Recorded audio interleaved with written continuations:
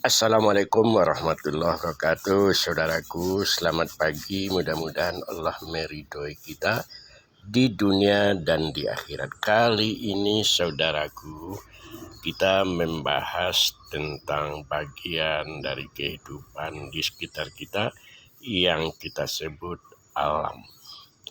Ada pepatah di Minangkabau, alam tak kambang jadi guru. Jadi apa yang diciptakan oleh Allah itu bisa kita jadikan pelajaran.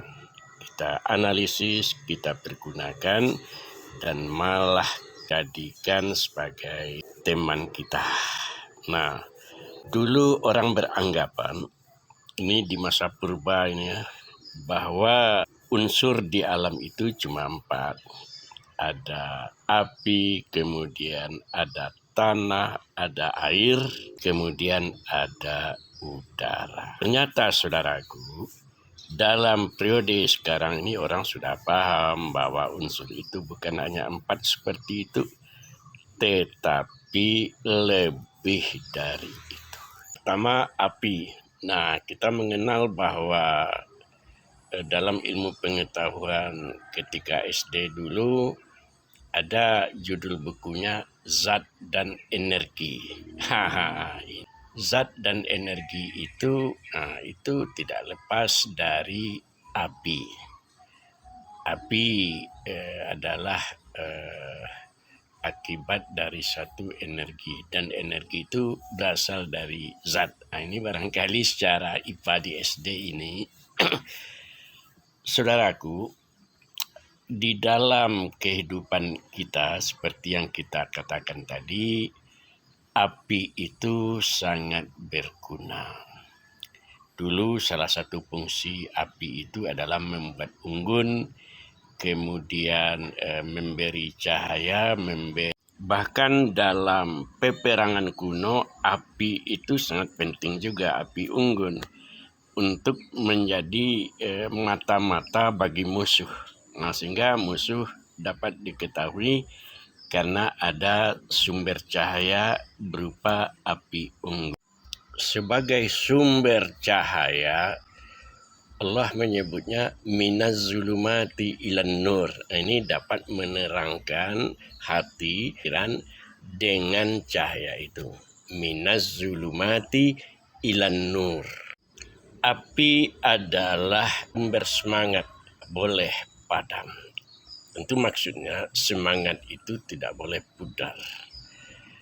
Nah, tapi ada juga beberapa pepatah yang terkait dengan api itu. Di antaranya ialah api padam puntung baraso. Ini adalah suatu kiasan ketika orang ada persoalan di dalam keluarga, persoalan di masyarakat, udah diselesaikan. Persoalan itu sangat sengit, tapi pada akhirnya bisa diselesaikan alias dipadamkan. Namun dendam kesumatnya masih ada. Itu namanya api padam puntung baraso. Jadi masih ada asap-asapnya yang suatu saat bisa bangkit lagi dan membakar semuanya. Itu dalam hal yang negatif ya. Api padam puntung baraso. Aktifnya juga ada, misalnya ada suami istri ya, yang memang mereka itu sudah menduda, sudah bercerai, cerai hidup dan cerai mati. Tapi karena di dalam diri mereka itu ada rasa cinta yang terpendam. Nah, setelah sekian lama akhirnya mereka hidup bahagia bersama keluarga barunya. Nah, ini bolehlah kita katakan hal yang positif. Api padam puntung baraso. Jadi masih ada energi-energi itu yang mereka bangkitkan lagi. Terangkan sajalah apimu, jangan kau pudurkan api orang yang lain. Ini tentu sifat yang yang tidak baik ini. Ada kecemburuan, ada upaya-upaya jelek untuk melakukan sesuatu sehingga dia tidak siap untuk bersaing secara baik. Dalam kehidupan sehari-hari yang berkaitan dengan lingkungan, ya tidak jarang terjadi ada perbuatan yang kurang bagus, dan itu sudah lama terjadi di negeri kita di Minangkabau, dan itu disebut suatu keburukan yang namanya siabaka. Siabaka itu membakar hutan, membakar semak belukar, tidak dikendalikan, tidak diatur sedemikian rupa sehingga terjadilah kebakaran rumah, kebakaran lahan, dan itu adalah perbuatan yang tercela. Nah, jika itu dilakukan dengan maksud-maksud untuk memberikan keuntungan pribadi, tentu orang tersebut bisa dikatakan orang yang serakah. Dia setelah hutan dia tebang, kemudian dia bakar. Malah ada juga yang kerjanya itu tidak ditebangnya hutan itu dibakarnya dulu. Nah, setelah dibakarnya baru dia ambil sisa-sisa pembakaran itu dikumpul, kemudian dia tanam dengan kelapa sawit. Yang kedua adalah bumi. Kita menyebutnya tanah atau lahan. Bumi itu terdiri dari air dan udara. Tapi yang kita bahas di sini adalah tanah tempat kita yang disebut di dalam Al-Quran tempat untuk mencari usaha. Dengan itu kalau kita upayakan dengan baik, maka kita akan mendapat rezeki. Tentu rezeki itu datang dari Allah Subhanahu wa Ta'ala. Oleh karena kita dilarang untuk hal-hal yang buruk, maka di lahan itu kita jangan melakukan sesuatu yang tidak baik.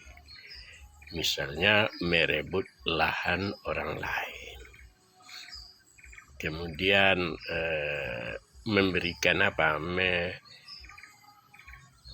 membunuh makhluk-makhluk yang ada di sana dengan cara yang sangat zalim.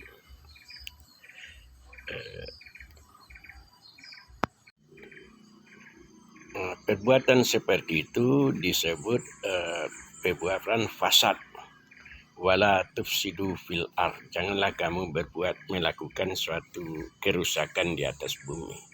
Orang yang melakukan kerusakan di atas bumi itu termasuk dosa besar. Yang ketiga, air. Air ini memang sangat penting sekali. Lebih dari 75% tubuh kita itu berasal dari air. Apabila beberapa hari kita tidak minum, maka kita akan kekeringan dan akan meninggal ini secara alami ya. Tapi yang namanya umur itu kan Allah yang menentukan.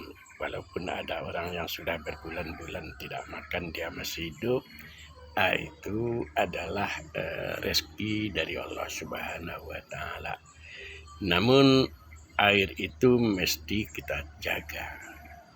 Jangan kita melakukan sesuatu yang salah terhadap air itu, membuang sampah seenaknya, kemudian memasukkan sisa-sisa makanan, malah sisa-sisa pembuangan ke sungai atau ke tempat-tempat air, apalagi air yang tergenang.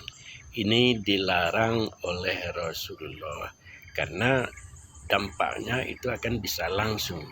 Malah Rasulullah itu tidak mengizinkan misalnya buang air kecil di lubang-lubang semut. Karena apa? Karena bagi mereka itu adalah kebanjiran yang dapat membunuh komunitas atau mereka. Yang keempat, adalah udara. Ini udara ini bagian penting, bisa sebagai tempat atau media transportasi udara yang kita sebut pesawat. Ada transportasi untuk hal-hal yang berhubungan dengan senjata-senjata itu lewat udara. Nah, dampaknya kalau pelakunya orang-orang baik, tentu dengan udara itu bisa dipergunakan sebagai hal yang bermanfaat juga. Tapi kalau mereka itu orang-orang jahat, mereka dapat membunuh manusia berjuta-juta melalui udara. Udara yang bersih adalah udara yang menyenangkan. Sementara udara yang sehat adalah udara-udara yang sejuk kita melihatnya, sejuk kita menghirupnya. Itulah udara segar yang kaya dengan oksigen. Sumber oksigen pertama di bumi ini adalah tanaman. Karena itu ketika kita suka menanam, itu adalah perbuatan yang bagus. Sebaliknya, ketika kita suka menebang, maka itu adalah perbuatan yang buruk yang bisa merusak alam ini dan menghancurkan lingkungan kita. Nah, saudaraku yang dimuliakan oleh Allah, semua itu tergantung kepada niat. Innamal a'malu binniyat. Sesuatu amal, suatu pekerjaan, suatu usaha itu tergantung kepada niatnya. Kalau niatnya baik, insya Allah Allah akan melapangkan dan memberi rezeki kita untuk menuju kebaikan itu. Tapi kalau seandainya niat kita salah, maka mungkin kita juga dimudahkan untuk membuat keburukan. Nah, niat saja tentu tidak cukup, harus ada usaha. Yang kita tumbuhkan adalah niat yang baik itu, kemudian tanaman-tanaman usaha yang ada di dalamnya, yang harus kita peperangi adalah niat-niat jahat di dalam diri kita. Ketika ada niat-niat yang jahat di dalam diri kita, harus secepatnya kita bunuh dan kita hilangkan. Nah, ketika kita ingin melakukan sesuatu niat yang baik, tidak terwujud. Mungkin karena kelemahan kita atau apa, kita tetap diberi pahala oleh Allah Subhanahu wa Ta'ala. Sebaliknya, ketika kita memang sudah berbuat jahat, tetapi akhirnya kita sadari ini adalah suatu kejahatan, maka kita tidak jadi melakukannya, kita pun juga diberi pahala oleh Allah. Walaupun itu baru niat. Jadi niat saja sudah memberi pahala kepada kita. Nah, itu saja saudaraku. Mudah-mudahan berguna untuk saudara-saudara kita, berguna untuk masyarakat kita, berguna untuk diri kita sendiri. Wassalamualaikum warahmatullahi wabarakatuh.